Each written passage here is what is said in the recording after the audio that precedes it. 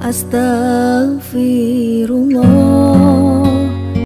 Bismillahirrahmanirrahim. Assalamualaikum warahmatullahi wabarakatuh. Alhamdulillah wassalatu wassalamu ala Rasulillah wa ala alihi wa sahbihi wa mawala. Wala hawla wala quwata illa billahi wa ba'd. Kita lanjutkan hadis ke-6 dari kitab Arba'in Nawawi. Qala al-muallif rahimahullahu ta'ala al-imam an-Nawawi an Abi Abdillah Nu'man ibn Bashir radhiyallahu anhu. Qala sami'tu Rasulullah sallallahu alaihi wasallam yaqul innal halala bayyin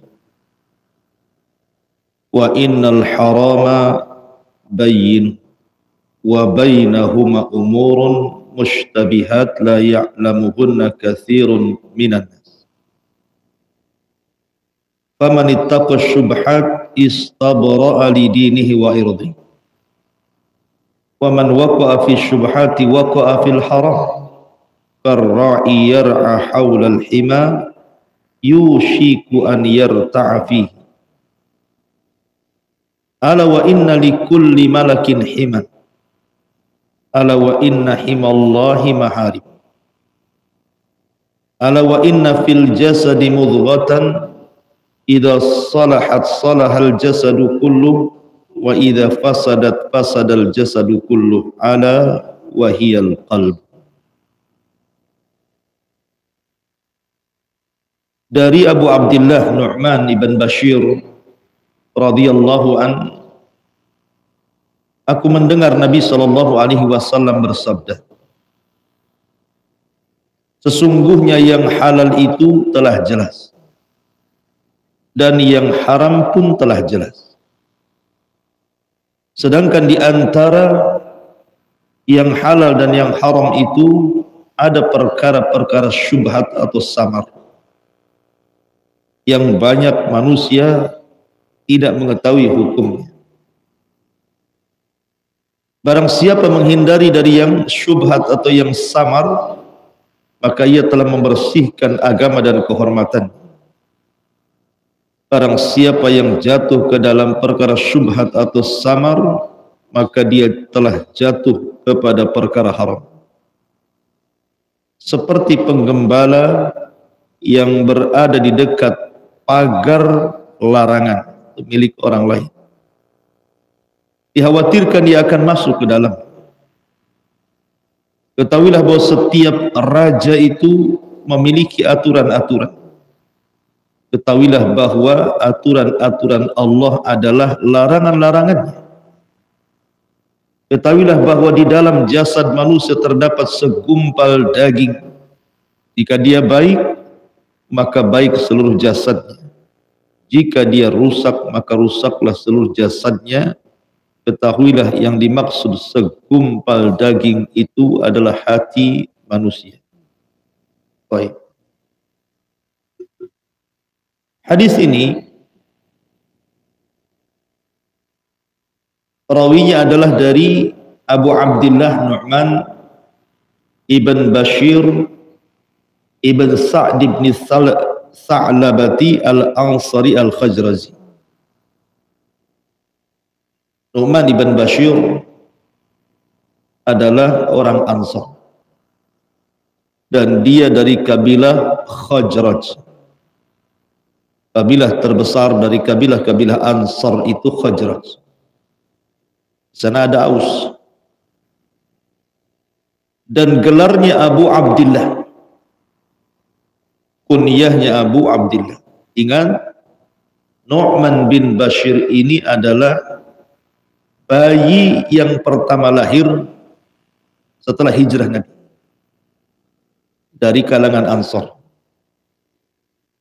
Tapi dari kalangan Muhajirin namanya Abdullah ibn Zubair. Jadi ketika Rasul lahir, hijrah dari Mekah ke Madinah, maka ada dua manusia lahir. Satu dari Muhajirin, Abdullah ibn Zubair, putra Asma pintu Abi Bakar, pasangan Zubair bin Awam, yang Aisyah radhiyallahu anha suka menggendong Abdullah ibn Zubair. Saking sayangnya Aisyah dengan Abdullah ibn Zubair, maka orang memanggilnya Aisyah dengan kata-kata Ummu Abdillah. Tapi dari kalangan Ansar, yang pertama kali lahir setelah hijrah Rasul adalah Nu'man ibn Bashir. Maka dia awal maulud ba'dal hijrah minal Ansar. Bayi yang pertama lahir dari kalangan Ansar setelah hijrahnya Nabi sallallahu alaihi wasallam. Lah, keluarga Nu'man ibn Bashir, ayahnya seorang sahabat. Bashir ibn Sa'ad seorang sahabat. Dan ibundanya juga sama. Ammarah bintu Rawaha adalah seorang sahabiyah. Dia saudara daripada Abdullah ibn Rawahah ibn Tha'labah. La Nu'man bin Bashir, ketika Nabi SAW datang,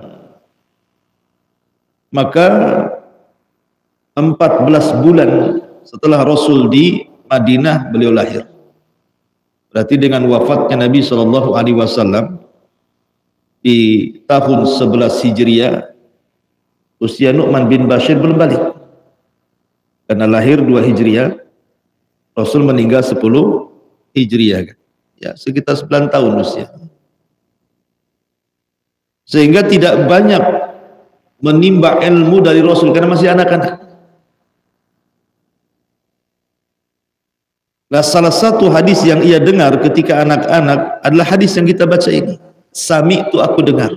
Kebanyakan hadis-hadis Nu'man Bashir ini diambil dari kibarus sahabat, sahabat-sahabat yang senior, Abu Bakar, Umar, Uthman, dan begitu seterusnya. Dan hadis yang diriwayatkan Nu'man bin Bashir ini mencapai 100 kurang lebih, yang tersebar di beberapa kitab Sunan dan Musnad. Tetapi tidak banyak dengar langsung dari Nabi, kecuali hadis ini. Dia mendengar langsung dari Nabi sallallahu alaihi wasallam. Ketika lahir saja Nu'man ibn Bashir ini dibawa oleh orang tuanya menghadap Nabi sallallahu alaihi wasallam. Kemudian Nabi sallallahu alaihi wasallam mentahniknya, tahnik sunnah, mengunyah kurma sampai lembut, kemudian mengoleskan di bibir bayi, kemudian mendoakan doa yang baik kepada bayi tersebut. Subhanallah, orang tuanya, ibundanya Ammarah bintu Rawahah ini meminta kepada Nabi SAW supaya Nu'man ini didoakan banyak harta dan anak-anaknya. Ya Rasulullah, tolonglah doakan anak saya ini, kalau sudah besar jadi orang kaya, banyak anak. Itu permintaan ibunya. Tapi Nabi SAW mengatakan, amma tardain an ya'isa kama'asa khalah, kama'asa khaluh, asha hamidan wa qutila syahidan wa dakhala al-jannah. Amma tardaina, tidakkah kau ridha wahai Ammar, ibundanya Nu'man bin Bashir, agar kelak Nu'man ini kalau sudah besar seperti kondisi paman-pamannya, di mana dia hidup secara terpuji, mati secara syahid, dan Allah masukkan ke dalam surga. Akhirnya Rasul pun mendoakan Nu'man ibn Bashir dengan 3 kalimat ini. Semoga anak ini kalau kelak sudah besar, asya hamidan, hidup dipuji manusia, wa qutila syahidan, tapi kelak akan dibunuh secara syahid, dan Allah akan masukkan ia ke dalam surga. Subhanallah, ini kan kemuliaan semuanya. Hidup mulia, mati syahid, masuk surga, kan enak. Sementara ibundanya meminta kepada Nabi SAW supaya diberikan kekayaan dan banyak keturunan kan itu. Tapi Rasul pilihkan doa terbaik daripada itu. Karena ibundanya bicara tentang dunia, tapi akhirat pilihkan kepada Nu'man ibn Bashir doa akhirat. Ma'asyiral muslimin yang dimuliakan Allah Subhanahu wa taala, di antara beberapa pelajaran dari Nu'man ibn Bashir ini, Nu'man ibn Bashir dan keluarganya mengajarkan kepada kita soal keadilan. Suatu ketika ayahandanya karena cinta dengan Nu'man bin Bashir, anaknya banyak, salah satunya Nu'man ibn Bashir. Jadi ayahnya hendak bersedekah memberikan harta kepada Nu'man ibn Bashir. Masalahnya anak-anak yang lainnya tidak diberi. Kadang orang tua kan begitu ya. Kalau cinta dengan salah satu anaknya, yang lainnya kadang diabaikan. Mungkin karena anak itu sudah merawat dia ketika sakit, tiba-tiba dia berwasiat, nak kalau aku mati, karena engkau yang merawatku rumah ini, ambil, biarkan yang lainnya itu, dia nggak sayang dengan saya. Banyak orang tua yang seperti itu. Lah, ayahanda Nu'man ibn Bashir ini memberikan harta kepada Nu'man dan tidak memberi kepada anak-anak yang lainnya. Tapi istrinya Ammarah ibn Rawahah ini kurang setuju karena tidak dibagi rata anak-anak. Sehingga kemudian ibundanya meminta suaminya, tidakkah kau datang kepada Rasul meminta persaksian bahwa engkau memberikan harta itu kepada Nu'man ibn Bashir dan mengapa tidak memberikan kepada yang lainnya? Maka berangkatlah ayahanda Nu'man ibn Bashir dengan Nu'man ibn Bashir datang kepada Rasul supaya Rasul menyaksikan dia memberikan harta. Ketika sampai di hadapan Nabi SAW, Rasul bertanya, afa'alta hadza biwaladika kullihim? Apakah engkau memberikan harta ini kepada semua anak-anakmu selain Nu'man? Maka dia mengatakan, la, tidak. Aku hanya memberikan kepada Nu'man saja. Maka Nabi SAW mengatakan, ittaqullaha wa'dilu fi auladikum. Bertakwa kepada Allah, adilah dalam pembagian kepada anak-anak kalian. Maka kemudian bapaknya kembali dan memberikan pembagian yang rata kepada anak-anak.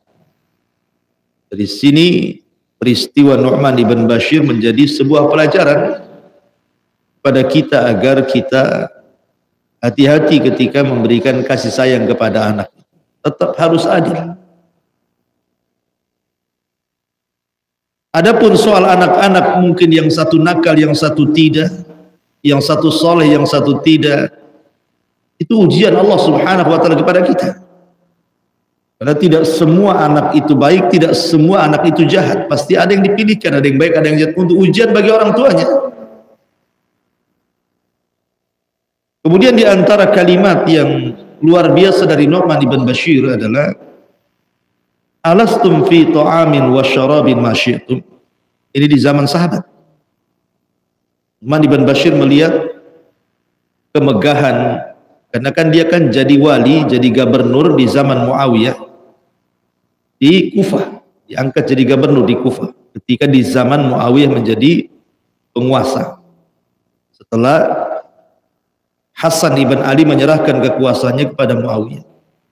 Muawiyah itu suka dengan Nu'man bin Bashir. Padahal ma'asyiral muslimin yang dimuliakan Allah Azza wa Jalla, Nu'man ibn Bashir ini adalah salah seorang yang diutus oleh keluarga Utsman ibn Affan saat terbunuh. Utsman kan dibunuh dengan cara sadis oleh kelompok Sabaiyah.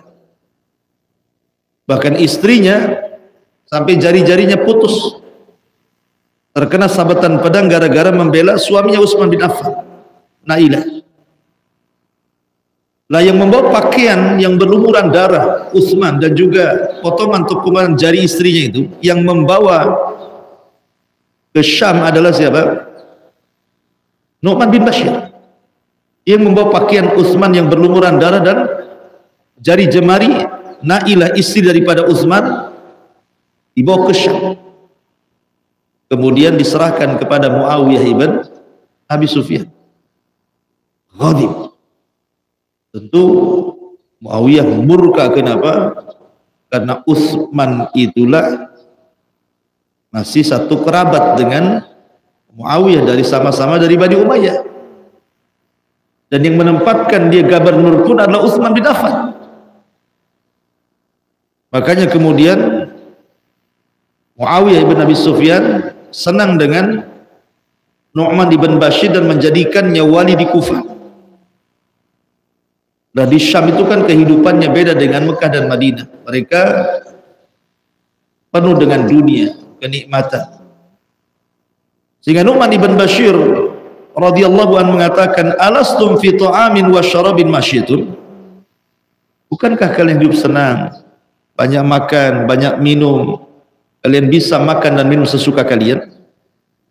Apa kata Nu'man? Laqad ra'aitu nabiyakum.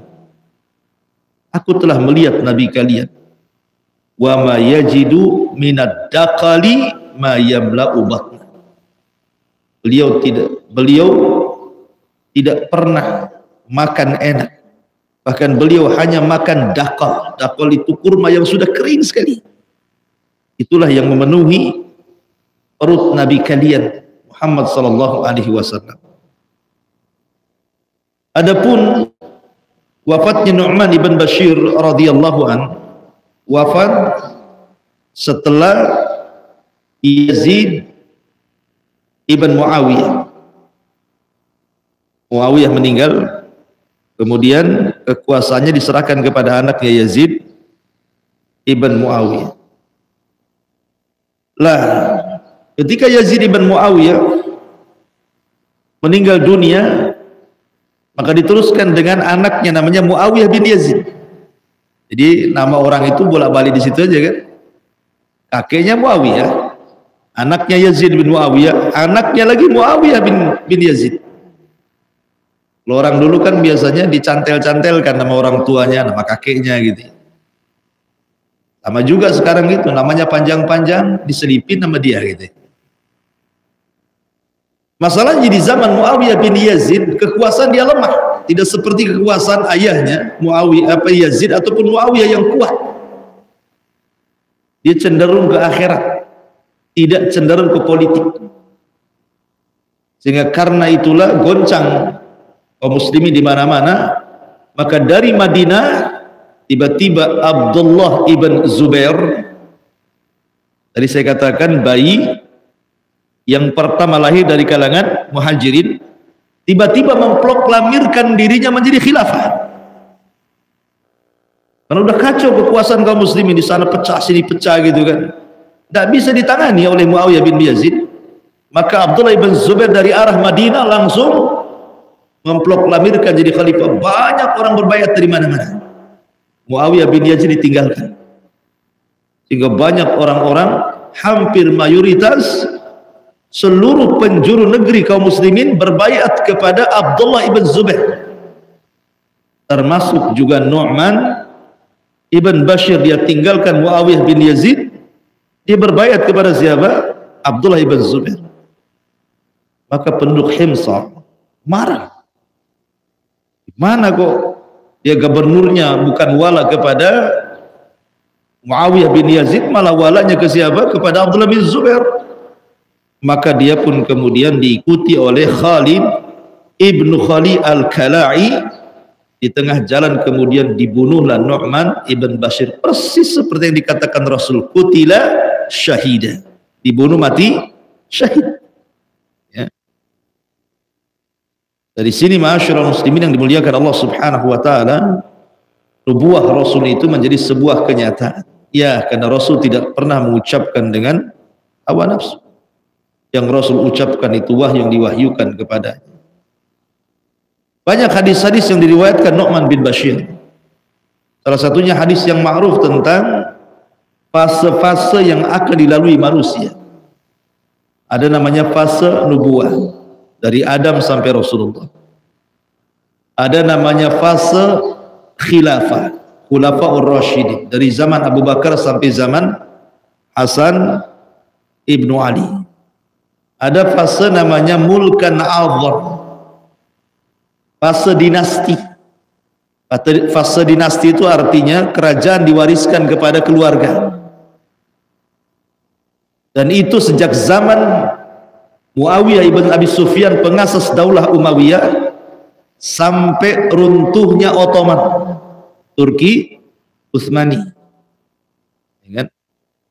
Itu masih kerajaan dinasti, tetapi mereka masih bagus walaupun banyak kezaliman, karena mereka masih mengacu pada syariat Islam. Baru kemudian fase keempat disebut mulkan jabariyah, penguasa-penguasa zalim dan diktator.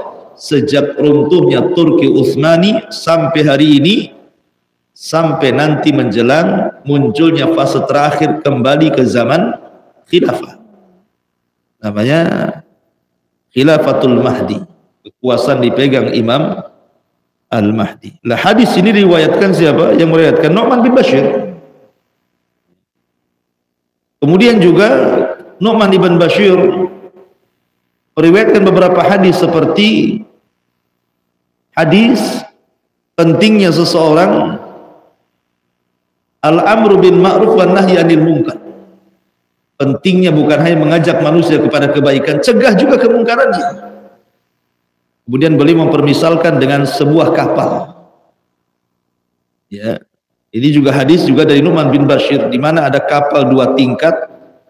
Yang tingkat bawah kalau minta minum ke atas, akhirnya kasihan, merasa terganggu.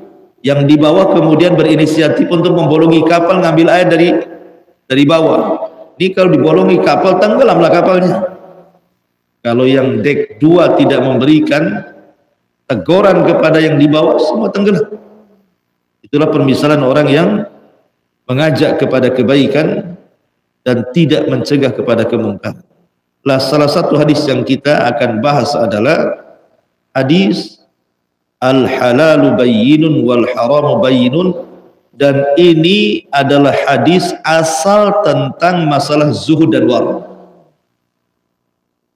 Hadis Nu'man bin Bashir, al-halalu bayyin wal haram bayyinun wa bainahuma umur mustabihat, ini yang kita akan bahas adalah asal dari kaidah tentang fadlul zuhdi wal wara, pentingnya kita zuhud dan pentingnya kita wara. Apa sih bedanya zuhud dengan wara? Kita sering mendengar penting zuhud, wara. Zuhud itu tingkat tertinggi daripada wara. Wara dulu baru zuhud. Jadi wara itu muqaddimatuz zuhdi. Ya, muqaddimahnya untuk jadi zuhud itu wara dulu antum. Karena wara itu tarku ma yukhsha dararuhu fil akhirah. Anda meninggalkan sesuatu yang memadaratkan Anda untuk akhiratnya. Meninggalkan sesuatu yang memadaratkan untuk akhirat kita disebut wara namanya. Tapi zuhud sedikit berbeda, karena zuhud itu tarku ma la yanfa fil akhirah, meninggalkan sesuatu yang tidak bermanfaat untuk akhirat. Saya ulangi, kalau wara meninggalkan sesuatu yang membahayakan akhiratnya. Kalau zuhud meninggalkan sesuatu yang tidak bermanfaat untuk akhiratnya. Apa bedanya? Kalau meninggalkan sesuatu yang memadaratkan untuk akhiratnya, berarti meninggalkan sesuatu yang haram dan syubhat. Itu disebut wara namanya. Kalau antum meninggalkan syubhat apalagi yang haram, berarti antum waro. Tetapi kalau antum meninggalkan sesuatu yang tidak bermanfaat karena takut akan memadaratkan akhirat, berarti antum meninggalkan sesuatu yang mubah. Sesuatu yang mubah, yang tidak ada manfaatnya, tidak ada dosa, tidak ada pahalanya, mubah itu kan. Antum sepak bola mubah, olahraga mubah, tapi antum tinggalkan. Hal-hal yang sifatnya mubah antum tinggalkan karena ingin mengejar akhirat, itu disebut zuhud. Berarti wara ini muqaddimah zuhud. Paham sampai sini? Baik. Ya. Baik. Nabi mengatakan innal halala bayyin. Sesungguhnya perkara halal itu sudah jelas. Wa innal harama bayyinun. Yang haram juga sudah jelas. Apa yang dinaskan halal, kita halalkan. Kalau Quran mengatakan halal, hadis mengatakan halal, halal. Apa yang diharamkan Al-Quran dan Sunnah haram, kita haramkan. Apa yang didiamkan, Quran tidak mengatakan halal, juga tidak mengatakan haram, hadis tidak mengatakan halal, ataupun tidak mengatakan haram, maka dalam urusan dunia tetap halal. Tetap halal. Sampai datang dalil yang mengharamkan. Yang halal jelas. Sesuatu yang antum makan yang halal itu kan jelas, semua orang tahu. Antum minum jus jeruk, jus lemon, jus durian, halal. Antum makan nasi halal. Yang halal itu jelas sebenarnya. Atau memakai pakaian gitu ya, tahu kok pakaian ini tidak boleh, haram. Pakaian ini yang boleh, halal. Tahu kita semua, jelas. Yang haram juga jelas. Khamar, babi, anjing, jelas kan itu ya. Atau dalam bab muamalah, riba, zalim dan yang lainnya, jelas. Yang tidak jelas itu yang tengah-tengah. Ini halal ke haram? Syubhat jadinya. Jadi orang yang ragu-ragu, tidak tahu ini halal ini haram, ini disebut syubhat. Syubhat ini bisa mengantarkan ke halal, bisa mengantarkan ke haram. Kalau antum meninggalkan syubhat karena lebih ke haram, antum meninggalkan syubhat karena lebih ke haram, itu disebut wara'. Kalau antum meninggalkan syubhat padahal lebih ke halal, itu disebut zuhud. Makanya tingkatan zuhud lebih tinggi dibandingkan wara'. Lalu kenapa kemudian timbul syubhat? Syubhat itu kan samar. Ada beberapa, karena di sini Allah mengatakan, Rasul mengatakan, wa bainahuma umurun mustabihat la ya'lamuhunna katsirun minan nas. Dan di antara halal dan haram yang jelas itu ada perkara-perkara samar yang tidak diketahui banyak manusia. Artinya ada yang tahu hukumnya, ada yang tidak tahu. Tapi kebanyakan tidak tahu. Seperti umpamanya ikhtilaf ulama. Ulama berselisih pendapat. Di zaman para sahabat saja, terkadang ada beberapa sahabat itu tidak sampai keterangan kepada dia, terjadi perselisihan. Contoh, Sa'ad bin Abi Waqqas.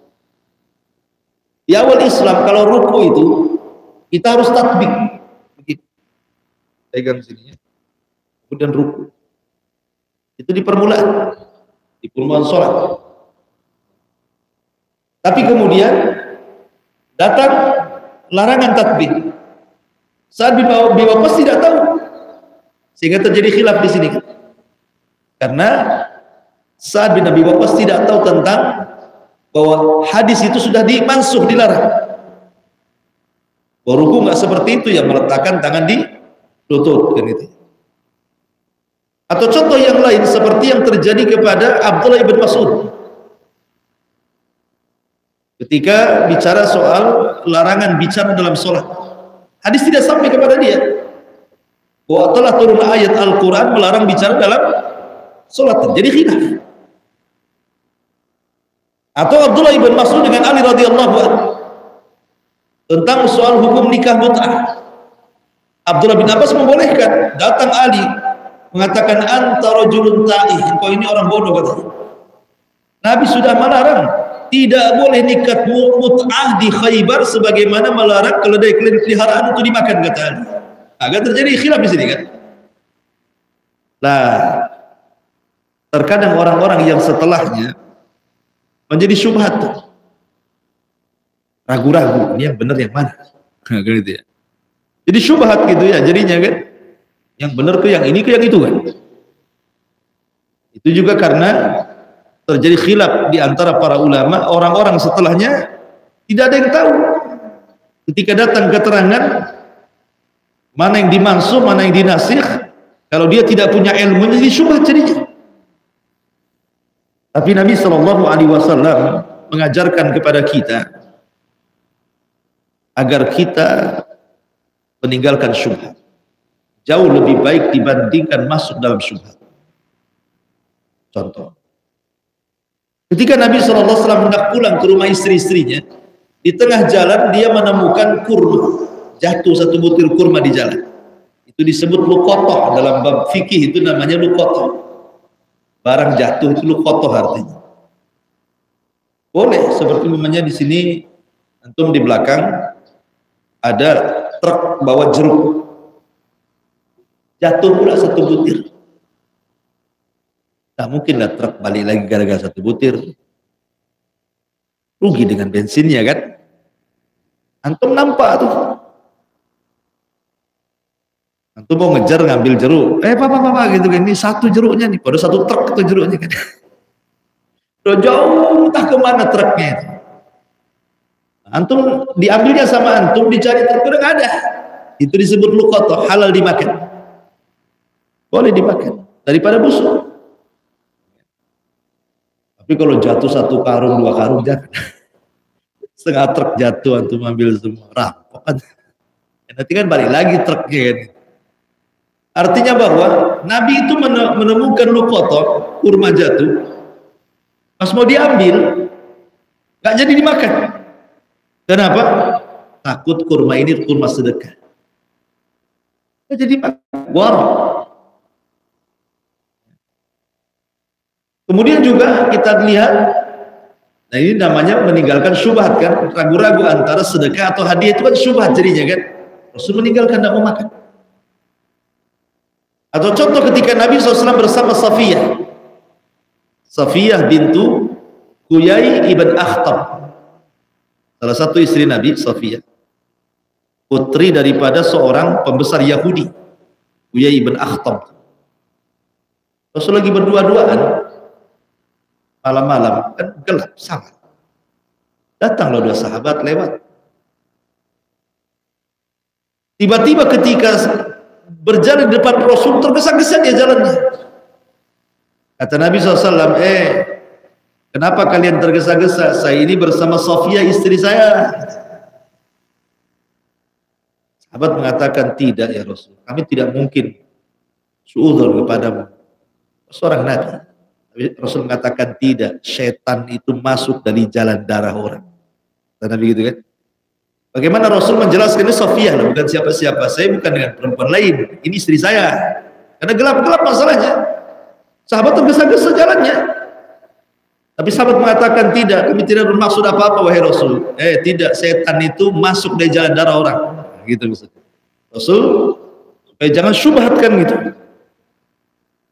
Nabi SAW menghilangkan keraguan-raguan di sini kepada para sahabat, karena syubhat itu melahirkan keraguan-raguan.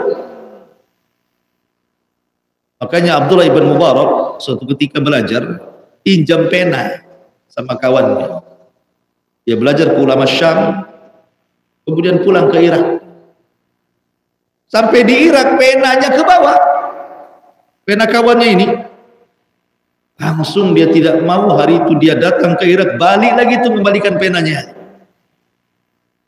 Kalau kita ke bawah, alhamdulillah, orang nggak ingat pena di bawah. Apalagi nemu dompet udah nggak ada warung, nggak ada zuhud itu. Main empat saja. Ibrahim bin Adham. Dia suatu ketika beli kurma, satu gantang. Di bawah timbangan ada kurma satu. Dikiranya kurma yang jatuh dari gantang yang sudah dibeli. Diambil kurma itu dimakan. Kemudian dia berangkat dari Mekah ke Palestina, ingin i'tikaf di Masjidil Baitul Maqdis, di Masjidil Aqsa. Selama 3 bulan dia sholatnya tidak khusyuk, baca Quran tidak khusyuk, doa tidak khusyuk. Berpikir, apa yang salah dengan saya? Dia terpikir, dosa apa yang saya lakukan? Itulah ulama, dosa itu mempengaruhi ibadah gitu. Karena kita ini biasa maksiat, biasa aja. Gak merasakan khusyuk, tak khusyuk, ya biasa aja gitu ya. Gak mempengaruhi masalahnya maksiat. Jadi akhirnya kemudian terpikir, jangan gara-gara sebutir kurma yang dibawa gantang gitu. Balik dia dari Palestina ke Mekah, nyari penjual kurma itu. Rupanya yang jual, yang dulu dia beli berbeda dengan yang sekarang dia mau nanyakan kurma yang jatuh. Dulu orang tua yang jual, sekarang anak muda. Sehingga kemudian ditanya, mana penjual yang lama tuh? Kata anak muda ini sudah meninggal. Lah kamu siapa? Saya anaknya. Kemudian dicerita, dulu saya ngambil kurma di bawah gantang. Saya pikir itu kurma saya yang sudah saya beli jatuh dari gantang. Jangan-jangan kurma itu milik bapakmu, bukan bagian dari kurma yang tertakar di gantang. Padahal kan belum jelas itu. Orang yang pun sudah meninggal. Tapi saking warok zuhudnya Ibrahim bin Adham ini, dia ingin memastikan dan dia minta maaf kepada penjual itu. Masalahnya dia mengatakan, kalau sisi saya maafkan Pak, masalahnya anak bapakku 10. Alamatnya ini. Didatangi semua anak-anaknya minta maaf gara-gara 1 butir. Kita ini terbalik, kalau beli buah-buahan nggak diizinkan, main ambil dimakan, ya kan? Umumnya kan begitu ya. Beli dukuh nih, nggak pernah izin cicipi ya bang, nah, enggak. Cut, kamu saya udah kemakan itu. Bayangkan, nggak ada waroknya di zaman sekarang ini. Ini loh, dia sangka milik dia. Ini sudah tahu milik yang jual, tetap aja diambil. Habis nggak enak dicelaknya pula penjual, kan kurang ajar. Sudah ngambil nggak enak dicelak kan gitu. Habis itu nggak beli, ini nggak dibayar yang tadi yang kecut tuh. Memang nggak ada warung, nggak ada zuhud zaman sekarang ini. Jadi bagaimana Ibrahim bin Adham mengajarkan kepada kita warok terbebas dari syubhat. Begitu para ulama. Sampai Sufyan Ats-Tsauri atau Thabit ibn Ibrahim, ayahanda Nu'man ibn Thabit Hanifah. Namanya kan Nu'man bin Thabit Abu Hanifah. Ayahnya Thabit ibn Ibrahim. Thabit ini suatu ketika dia memakan 1 butir apel yang ada di air yang mengalir. Karena dia sedang lapar, sedang haus, kok nemu air kan, namanya thalabul ilmi zaman dulu kan jalan kaki. Nemu sungai, wah seneng dia. Sudah lapar, ada apel pula di situ. Ya kan? Terbawa arus air, termakan baru 1 suap, terpikir, apel siapa ini? Nah, kan orang dulu begitu. Jangan apel orang. Dicarinya sampai dari hilir ke hulu. Rupanya di hulu ada kebun apel. Jangan-jangan dari sini. Coba minta maaf supaya dimaafkan, dia sudah termakan sedikit. Kalau kita nemu, jangan nemu dompetnya dibuang, isinya diambil. Sekarang ya kan. Bahkan Sufyan Ats-Tsauri dia bekerja di kebun delima. Majikannya mengatakan, ambilkan ya Sufyan bin Tsauri, ambilkan delima. Ambil delima. Kecut. Marah majikannya. Oh sudah bekerja berapa bulan di sini? Sekian bulan wahai Tuhan. Nah, ambilkan lagi. Kecut lagi sampai 3 kali. Kenapa kau tidak bisa bedakan mana delima manis, mana delima kecut, mana delima yang berkelas, mana tidak? Mana delima ini ciri-cirinya enak, ini ciri-cirinya enggak? Apa kata Sufyan Ats-Tsauri? Bukan saya tidak bisa membedakan, wahai Tuhan. Saya selama tinggal dan bekerja di kebunmu ini, Engkau tidak mengizinkan aku untuk memakannya, baik yang ada di tangkainya ataupun yang jatuh. Sebab itu aku nggak bisa membedakan mana rasa. Kan? Kalau sekarang menjaga kebun, dia yang pertama kali makan buaya. Majikan saya itu punya kebun mangga dulu. Yang pertama jual itu yang punya kebun. Jadi dari situlah makanya waronya sudah nggak ada lagi. Ada hadis ini adalah kaidah yang besar bicara tentang waro di sini. Faman ittaqa syubhat faqad istabra'a li dinihi wa irdihi. Wa man waqa'a fi syubhat waqa'a fil haq. Barang siapa yang jatuh kepada perkara syubhat, jatuh kepada haram. Kata para ulama maknanya, siapa yang memudah-mudahkan dengan perkara syubhat pasti akan memudahkan dengan perkara haram.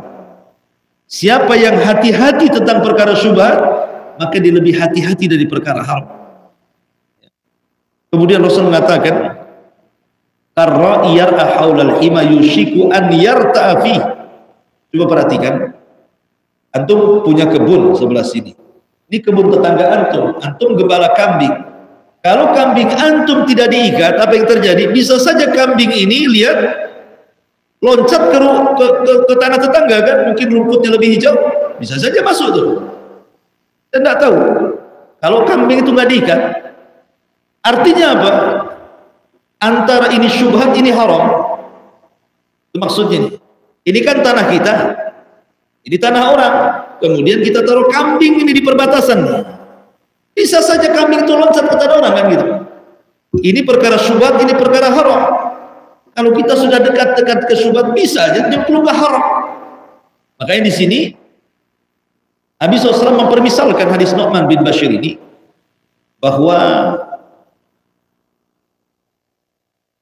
apa namanya, waman waqa fi syubhat waqa fil haram karra'i, seperti penggembala yar'a haulal hima, yang sedang mengembala kambing di sekitar tanah larangan, tanah milik orang lain. Yushiku an yarta, boleh-boleh dia akan mengambil atau loncat ke tanah orang dan jadi haram. Ala wa inna likulli malikin hima, ala wa inna himallah maharim. Ingat, Allah itu punya batasan-batasan, dan batasan-batasannya Allah itu sesuatu yang haram. Terkadang orang memahami waro itu hanya sekedar meninggalkan sesuatu yang membahayakan untuk akhirnya. Tidak, waro juga bukan hanya atar meninggalkan, tapi waro juga berkaitan dengan al-fi'lu, perbuatan. Contoh begini, ada orang yang waro, tidak mau makan riba, tidak mau makan syubhat, tidak mau makan unsur judi, tidak mau makan uang-uang korupsi. Waro di sini dia. Tapi dia tidak waro terhadap kewajiban. Ketika subuh lewat, apa bedanya? Satu sisi dia nggak mau makan riba, tapi sisi lain tidak mau sholat subuh, apa bedanya? Gitu loh. Jadi waro itu bukan hanya sekedar meninggalkan, tapi juga memperbuat perkara-perkara wajib. Meninggalkan yang haram wajib, meninggalkan yang syubhat sunnah, meninggalkan yang mubah ini martabatnya siddiqin, tinggi lagi dong. Ada 3 tingkatan kan? Orang meninggalkan yang haram wajib, orang meninggalkan yang syubhat sunnah, orang yang meninggalkan yang mubah, oh, ini tingkatannya aulia, para wali ini. Makanya kadang ada orang itu tidak mau, memang jujur orangnya di kantor amanah, tapi tidak pernah sholat. Apa bedanya? Meninggalkan yang wajib lebih parah daripada melakukan yang haram. Karena meninggalkan yang wajib bisa kafir, tapi melakukan yang haram belum tentu kafir. Meninggalkan sholat bisa keluar dari Islam, tapi berzina belum tentu keluar dari Islam, kan gitu. Kecuali dihalalkan zina. Makanya penting di sini Jadi Allah itu punya larangan-larangan. Makanya Umar bin Abdul Aziz. Bayangkan dia masih kecil, belum balik. Umar bin Abdul Aziz itu. Makanya menjadi raja yang luar biasa. Dia telat sholat jamaah gara-gara apa? Sibuk nyisir.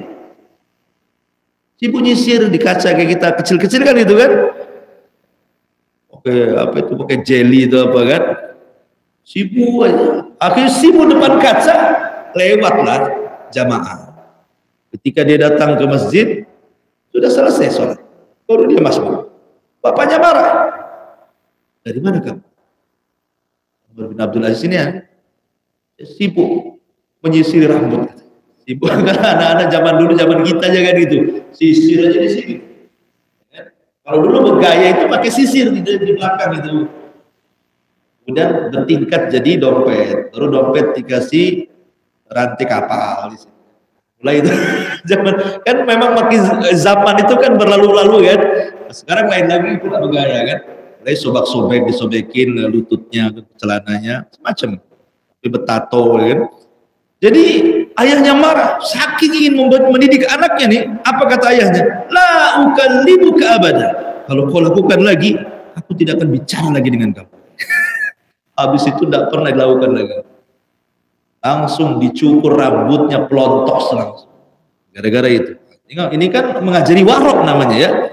Mengajari warok. Ibunya melihat Umar bin Abdul Aziz nangis pada anak-anak tuh. Dikiranya apa kalau anak-anak sekarang nangis? Apa? Minta jajan, kan gitu ya? Lapar, mainannya nggak dibelikan. Oh itu nangis tuh.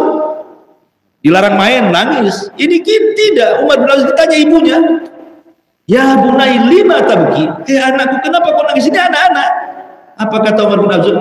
Tadzakartul maut. Aku ingat kematian wahai ibu, aku menangis. Ini anak-anak coba ingat mati. Kita ada berubah nggak ingat mati. Hari-hari antum lewat kuburan Tamyang itu ingat mati juga. Coba kadang-kadang kita ini kan poronya nggak ada. Ya. Itu Umar bin Abdul Aziz mengajarkan satu pelajaran besar bagi kita. Kemudian yang terakhir adalah wa inna fil jasadi mudghah idza saluhat saluhal jasadu kullu wa idza fasadal fasadal jasadu kullu ala wahyal qalb. Ingat dalam badan kita ini ada segumpal daging. Kalau dia baik, baik semua. Kalau dia jahat, jahat semua. Itulah hati. Hati ini, makanya sebenarnya masalah wara itu sebenarnya kata para ulama mudah. Orang menjadi wara itu mudah. Contoh namanya Ibnu Sirin ditanya, Muhammad ibn Sirin seorang ulama tabi'in. Ketika ada orang mengatakan susah kali aku ini wara, kata Muhammad ibn Sirin salah. Wara itu mudah. Kok bisa wahai imam? Ya. Karena setiap kau ragu tinggalkan. Kan senang. Ragu tinggalkan. Ragu tinggalkan. Udah. Masalahnya hati ini cenderung cinta dunia. Itu yang membuat sulit kita wara. Makanya membersihkan badan itu paling mudah. Antum beli motor, beli apa gitu ya. Sabuni aja badan antum. Piring saja bisa bersih, apalagi badan. Kan itu ya. Pakai sunlight gitu. Tapi tidak bisa hati dicuci dengan sunlight. Antum minum sunlight, bersih hati antum, tidak bisa. Mati antum. Membersihkan hati itu sulit. Makanya perlu membiasakan. Makanya kenapa kata Imam Ibnul Qayyim rahimahullah ta'ala, bagaimana orang itu akan selamat hatinya kalau punya istri tidak nyayangi suaminya, kalau punya tetangga nggak bisa memberikan keamanan kepada tetangganya, kalau punya pekerjaan tetapi tidak pernah menghasilkan kerjanya, kalau punya musuh tidak pernah tidur terus melihat antum, gimana caranya antum hancur? Gimana akan tenang hatinya orang? Punya istri nggak sayang sama antum, istri yang nggak sayang itu buat sakit hati kan? Udah susah di luar, masuk rumah mau kuadrat susah. Punya tetangga sih ganggu saja kan itu. Punya musuh terus saja. Jadi bagaimana bisa tenang? Makanya penting seseorang itu satu cari istri penyayang, dua cari tetangga yang baik, tiga cari pekerjaan yang bagus, keempat jangan cari musuh. Tenang hati. Karena ketenangan hati itu penting. Wallahu a'lam bishawab. Ini yang kami sampaikan dan subhanaka hamdika asyhadu an la ilaha illa anta astaghfiruka wa atubu ilaik. Allahu taala alam. Assalamualaikum.